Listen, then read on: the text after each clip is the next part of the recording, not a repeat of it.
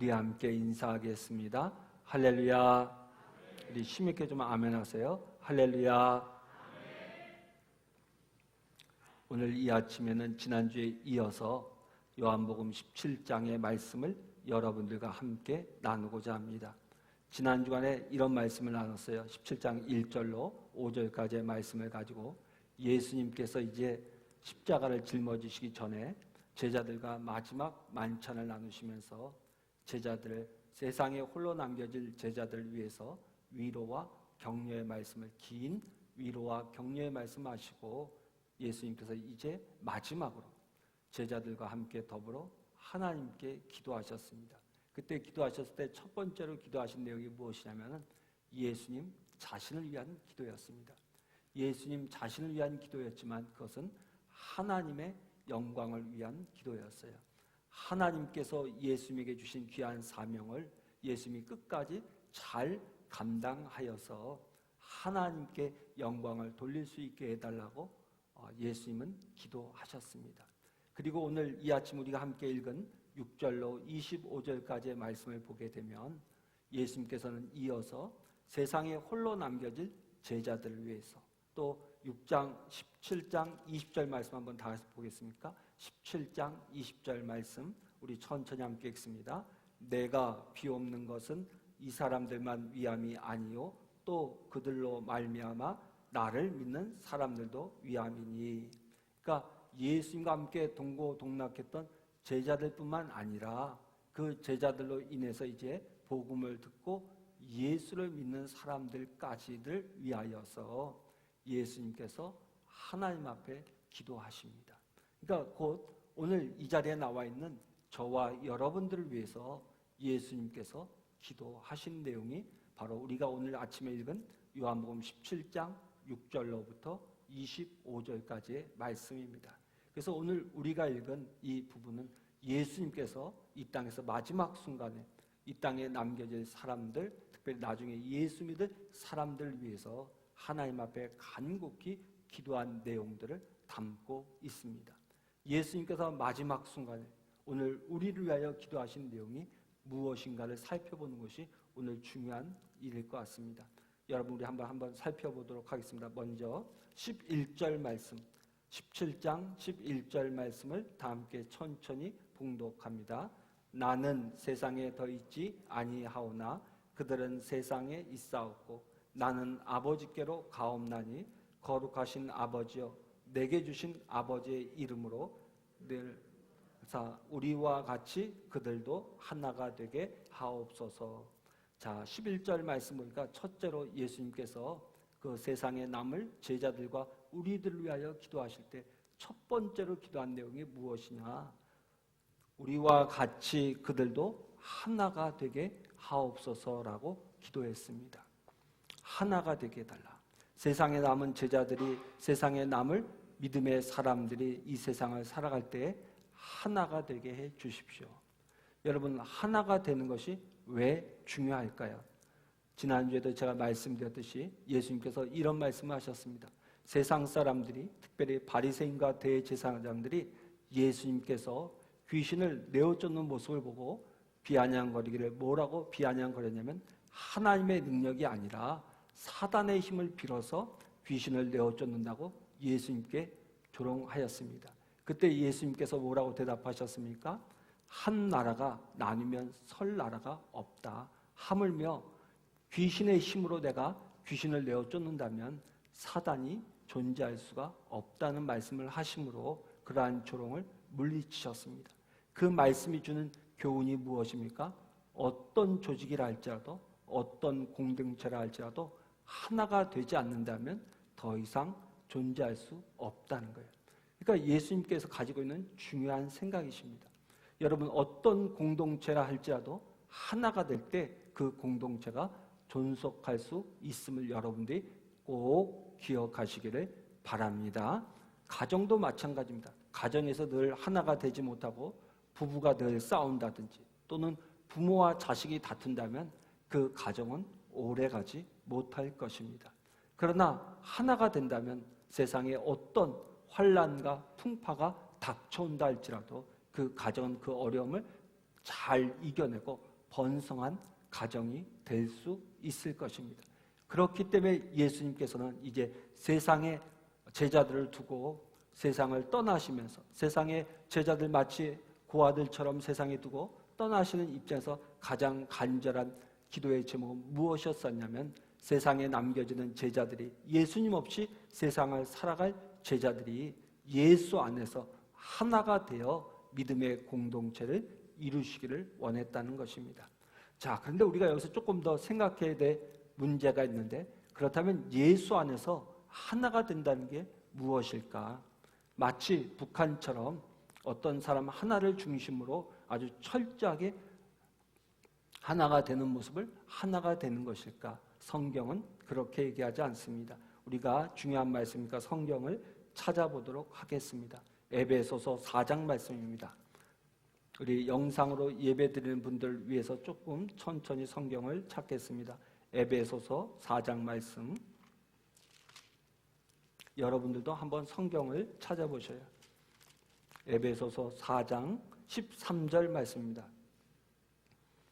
에베소서 4장 13절 말씀 다 함께 천천히 봉독하겠습니다. 우리가 다 하나님의 아들을 믿는 것과 아는 일에 하나가 되어 온전한 사람을 이루어 그리스도의 장성한 분량에 충만한 데까지 이르리니. 자, 사도 바울의 에베소 4장에서 우리에게 가르쳐준데 우리가 예수 안에서 하나 된다는 것이 무엇이냐? 그것은 단순히 마음을 같이 하는 것의 문제가 아니라 하나님의 아들 예수를 믿는 일과 이 예수를 아는 일에 있어서 하나가 되어야 한다. 그러니까 주님의 몸된 교회는요 언제나 예수 믿는 일 그리고 예수님을 아는 일에 하나가 될 때 예수를 기반으로 하나님의 건강한 공동체가 될 수 있음을 가르쳐주고 있습니다. 그래서 여러분들 하나님을 믿는 일, 그 다음에 예수님을 아는 일에 있어서 저와 여러분이 한마음 한뜻 되어야 될 줄로 믿습니다. 그리고 이어서 두 번째로 얘기하는데 우리 16절 말씀을 다 함께 천천히 읽겠습니다. 16절 말씀 에베소서 4장 16절입니다. 그에게서 온몸이 각 마디를 통하여 도움을 받음으로 연결되고 결합되어 각 직체의 분량대로 역사하여 그 몸을 자라게 하며 사랑 안에서 스스로 세우느니라. 자, 무슨 얘기입니까? 우리가 15절 말씀 앞에 있는 말씀을 한번 조금 더 읽으면 이해가 명료합니다. 15절 말씀을 다 같이 읽습니다. 오직 사랑 안에서 참된 것을 하여 범사에 그에게까지 자랄지라. 그는 머리니 곧 그리스도라. 그러니까 두 번째로 우리가 하나 된다는 것은 예수 그리스도의 사랑 안에서 하나가 되어야 한다라고 가르쳐주고 있습니다. 자, 그래서 우리가 교회에서 하나가 된다는 것은 무엇이냐? 하나님을 아는 일과 또 하나님을 믿는 일에 하나가 되어야 하고요. 그리고 우리 성도들이 예수 믿는 공동체로서 사랑의 띠로 하나가 되어야 한다. 이것이 예수님께서 마지막 순간에 우리를 위하여 기도한 내용이다.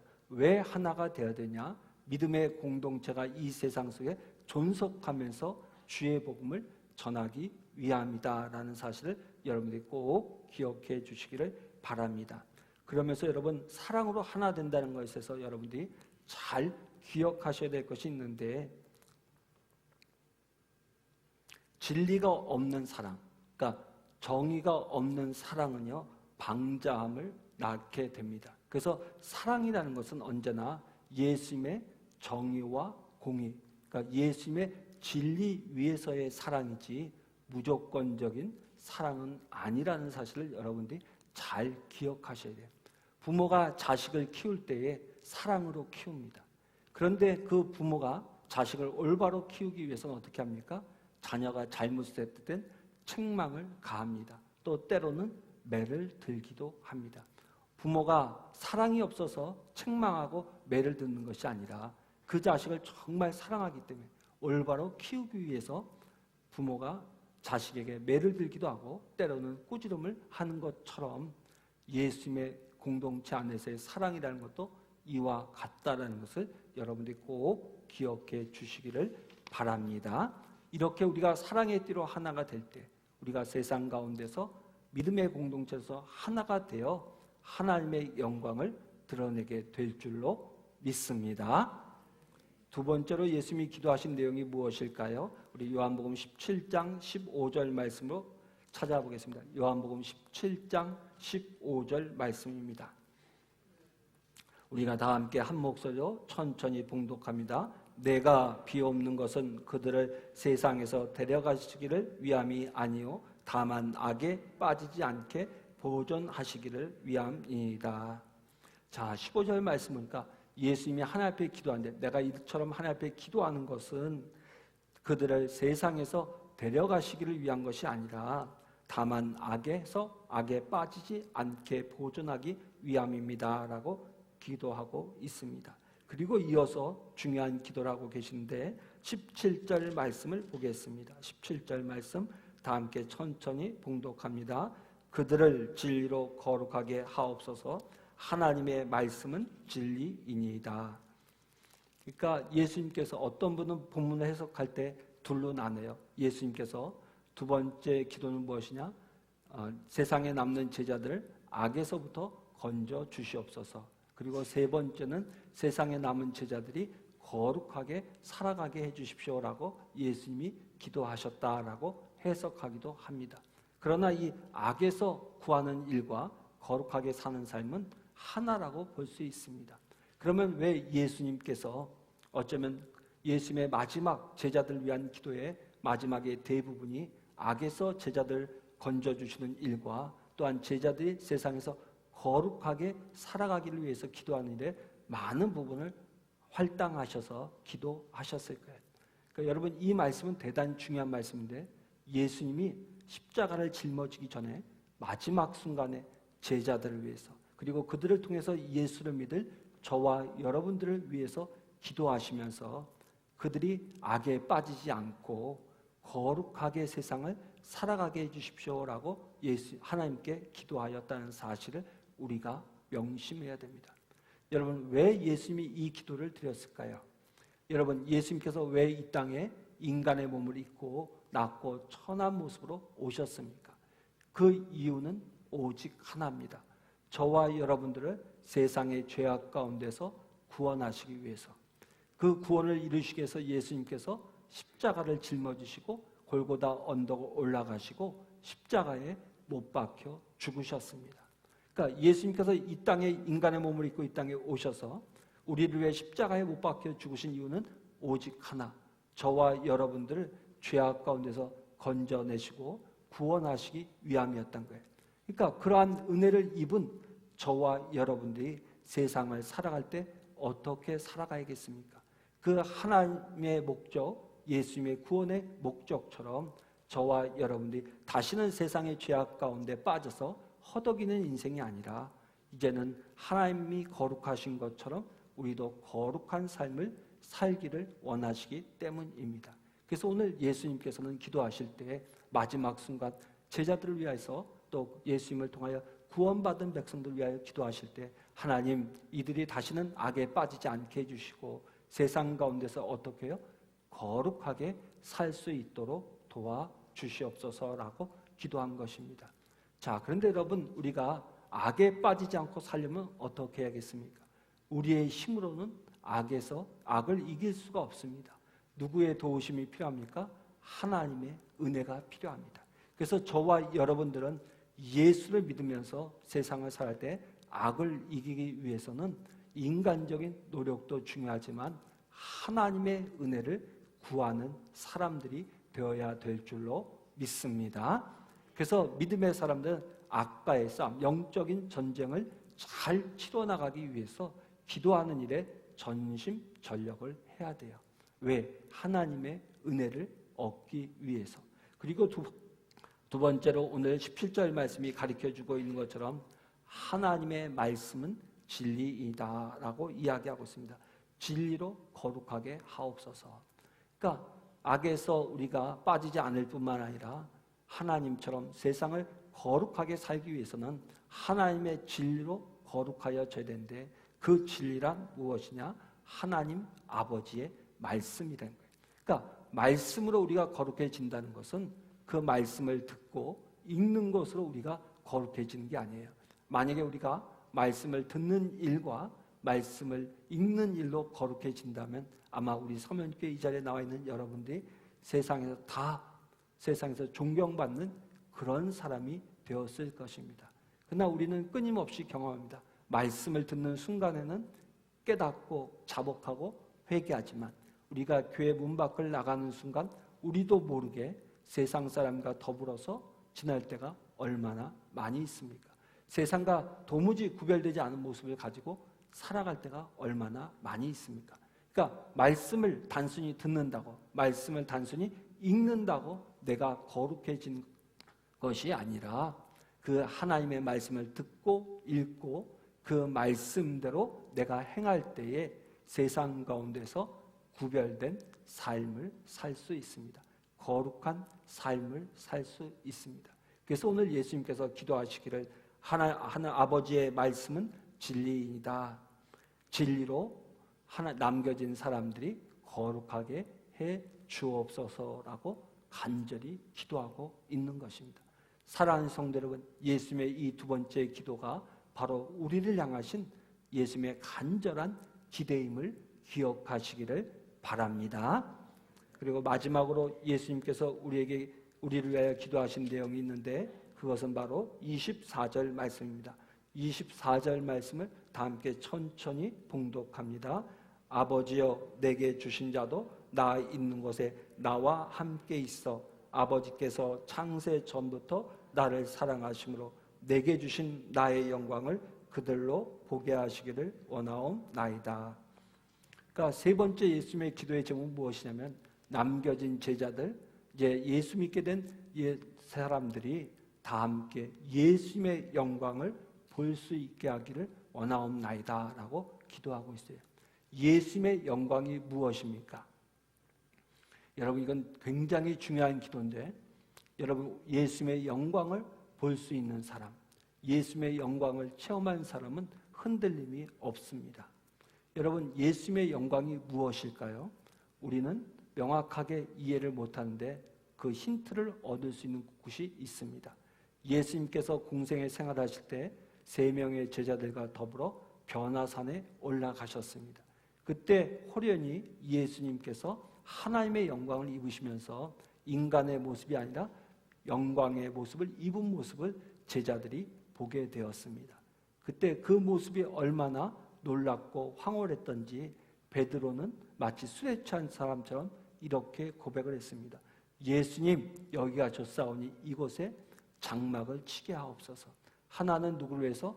모세를 위해서. 하나는 누구를 위해서? 엘리야를 위해서. 하나는 예수님을 위하여서 장막을 치고 이곳에 살게 해 주십시오라고 고백을 했습니다. 여러분, 베드로가 예수님의 변화되는 그 모습을 보면서 얼마나 놀라웠던지, 얼마나 황홀했던지 예수님의 영광을 보고 이곳에 장막을 치고 살겠다고 고백할 정도였습니다.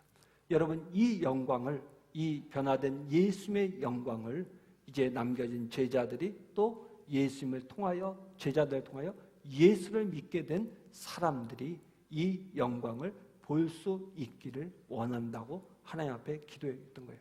그러니까 하나님의 신령한 은혜를 성도들이 경험함을 통하여서 하늘의 소망을 가지고 천국의 소망을 가지고 살아갈 수 있게 해 주십시오라고 기도하고 있는 것입니다. 여러분, 오늘 예수님께서 마지막 순간 우리를 위하여 기도드린 내용과 오늘 우리가 매일처럼 드리는 기도의 내용과는 커다란 차이가 있음을 여러분들이 발견하실 것입니다. 우리는 어떻게 보면 세상을 살아가기 위해서 세상의 문제를 놓고 늘 하나님 앞에 엎드려 기도하는데 예수님은 조금 우리의 기도와는 차원이 다르셨습니다. 저와 여러분들이 하나 되기를, 믿음의 공동체가 하나 되기를, 그 다음에 믿음의 사람들이 세상 가운데서 악에 빠지지 않고 거룩한 삶을 살 수 있도록, 그리고 이 세상에 얽매여 사는 것이 아니라 하늘의 영광을 소망하면서 살아가기를 간절히 하나님 앞에 기도했던 것입니다. 이 예수님의 기도가 오늘 이 자리에 나온 저와 여러분들에게 이루어지기를, 또 저와 여러분들의 기도의 제목이 되기를 주의 이름으로 축원합니다.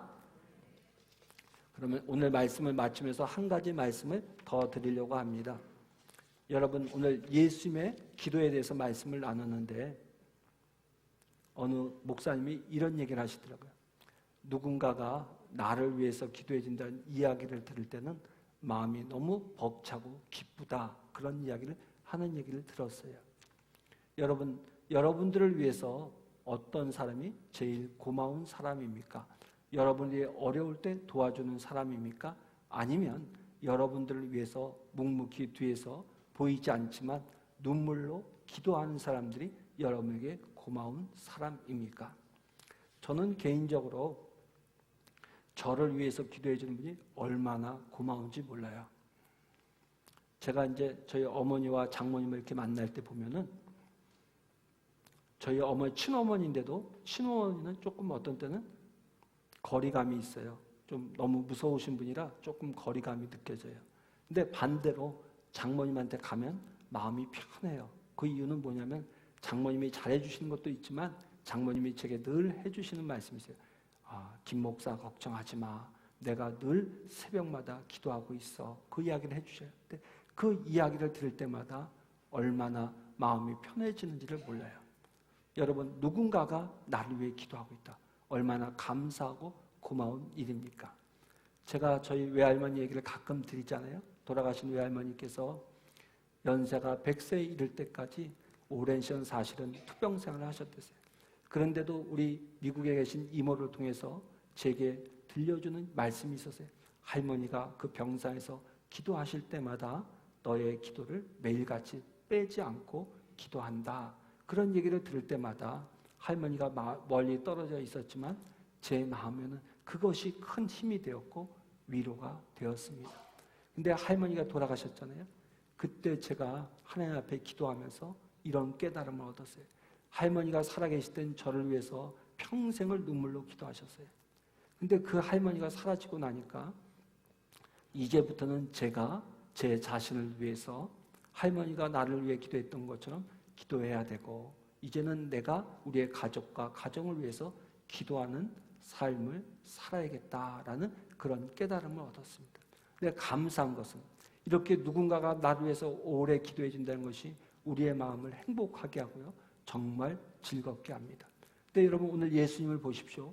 예수님께서는 십자가의 길을 가기에 앞서서 마지막 순간에도 제자들을 위해서, 그리고 이제 예수를 믿게 될 저와 여러분들을 위해서 기도하셨습니다. 근데 더욱 놀라운 것은 예수님께서 그 시간만 우리를 위해서 기도하신 것이 아니라 부활 승천하신 예수님께서 하나님의 우편에서 대제사장이 되셔서 오늘도 저와 여러분을 위해 기도하시는 줄로 믿습니다. 그 예수님의 뜨거운 기도, 예수님께서 오늘도 우리를 위하여 기도하고 계시다는 사실을 여러분 기억한다면 우리가 세상을 살아갈 때 환난을 당하나 풍파를 당할 때 두려워하지 않을 것입니다. 나를 위해 기도하는데 누가 기도하십니까?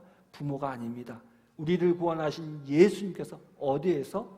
하나님의 우편에서 오늘도 전심으로 우리를 위해 기도하고 있다는 사실을 여러분들이 꼭 기억하시고 이 예수님을 의지하고 예수님의 손을 굳게 붙잡고 세상을 이겨나갈 수 있는 믿음의 사람들 되시기를 주의 이름으로 축원합니다.